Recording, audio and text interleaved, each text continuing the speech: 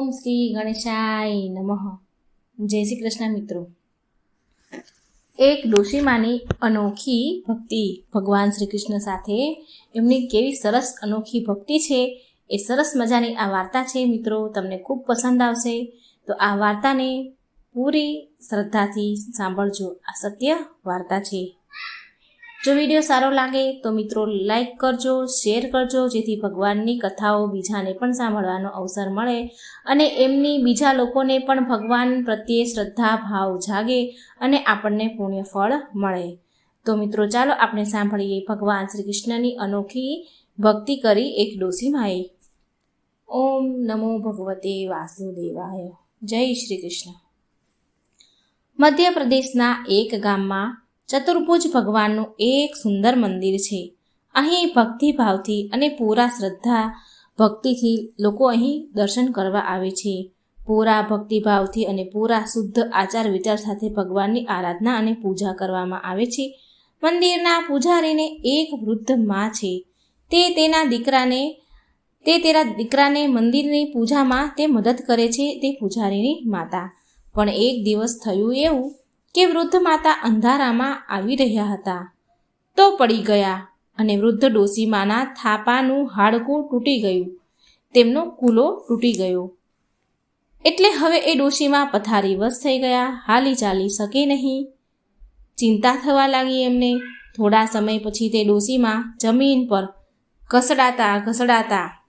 ઘસતા મંદિરે આવે છે. પેટ ઘસીને આવે છે. ઊભા તો થઈ શકતા નથી, કૂલાનું હાડકું તૂટી ગયું છે.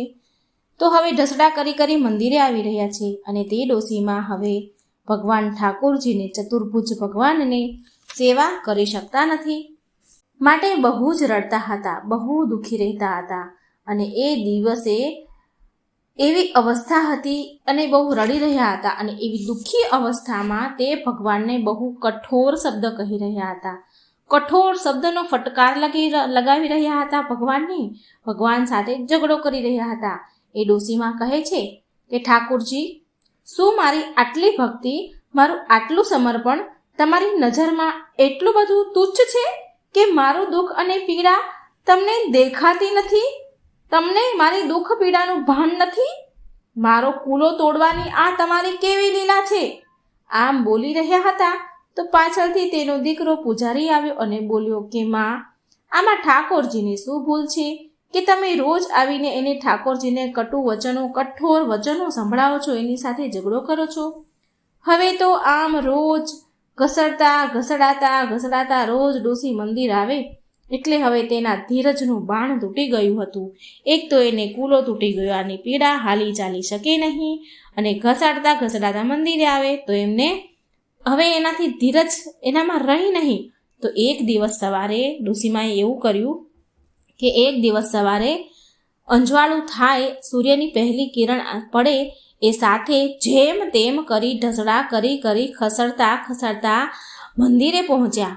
જ્યારે મંદિરમાં કોઈ આવ્યું જ ન હતું અને મંદિરના ગર્ભગૃહમાં ગયા, તાળું ખોલ્યું અને અંદર ગયા અને મંદિરમાં ગર્ભગૃહમાં જઈ અંદરથી બારણા નાખી દીધા.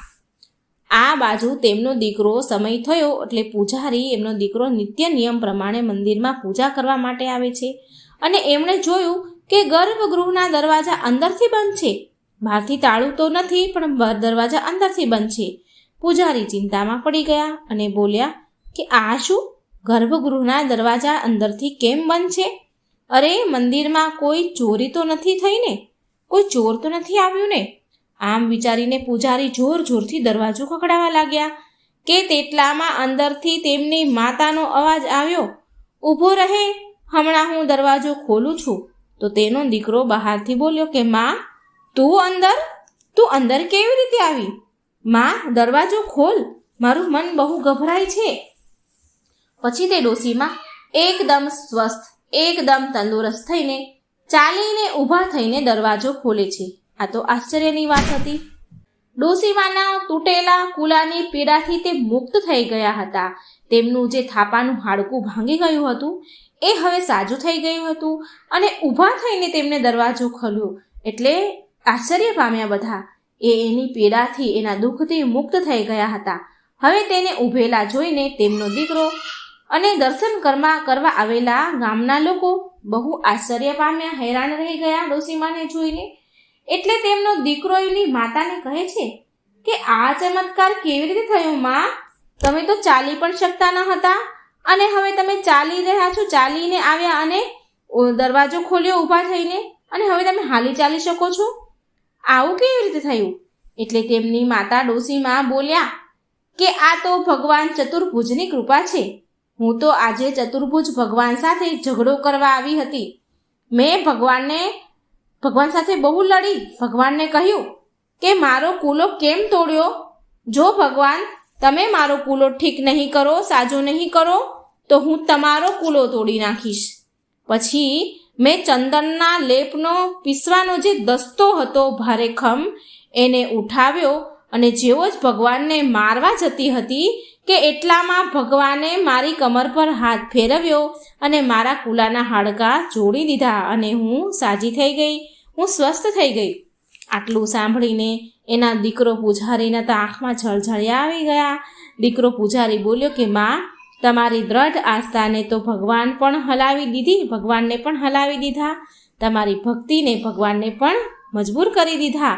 આવવા માટે તમે અમને બધાને એવું શીખવાડ્યું છે કે જો મનમાં વિશ્વાસ હોય તો ભગવાન પણ સાંભળે છે. ડોસીમાની વાત સાંભળીને ગામના લોકોએ તેની શ્રદ્ધા ભક્તિની પ્રશંસા કરી. તો મિત્રો, આ ઘટનાથી આપણને એ શીખવા મળે છે. આ ઘટના એ માત્ર પૂજારી અને ગામના લોકોને જ નહીં પણ આપણને બધાને એક મહત્વપૂર્ણ પાઠ ભણાવ્યો છે કે વિશ્વાસ અને ભક્તિની શક્તિ અદ્ભુત હોય છે. સાચા મનથી, હૃદયથી કરેલી પ્રાર્થના ક્યારેય નકામી વ્યર્થ જતી નથી. આપણે હંમેશા ભગવાનની ભક્તિ કપટ વિના નિસ્વાર્થ ભાવથી કરવી જોઈએ. હે ઠાકોરજી મહારાજ, જેવા તમે એ ડોસીમાને ફળ્યા, જેવા તમે ડોસીમાને સાજા કર્યા, એવી કૃપા તમારી સૌ ઉપર રાખજો, તમારા ભક્તો ઉપર રાખજો. તો મિત્રો, આ હતી અતૂટ શ્રદ્ધા વિશ્વાસની અનોખી ભક્તિ ડોસીમાની. મિત્રો, વિડીયો સારો લાગે તો શેર કરવાનું ભૂલશો નહીં અને લાઈક કરજો. આ ચેનલને સબસ્ક્રાઈબ જરૂર કરજો. જય શ્રી કૃષ્ણ. રાધે રાધે. Thank you.